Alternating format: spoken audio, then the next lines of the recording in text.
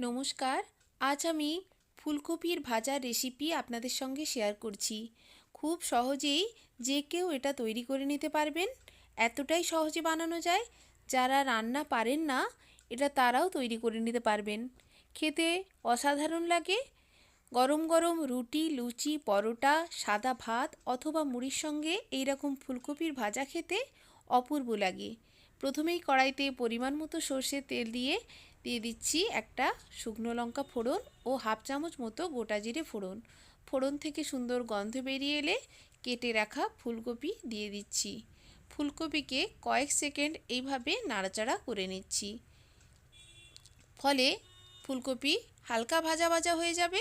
এরপর পরিমাণ মতো লবণ হলুদ অ্যাড করে আমি লবণ হলুদ ভালো করে মিক্সড করে গ্যাসের ফ্লেম লোতে রেখে ঢাকা চাপা দিয়ে আবারও ঢাকা খুলে নাড়াচাড়া করে ফুলকপিকে ভালো করে ভাজা ভাজা করে নিয়েছি।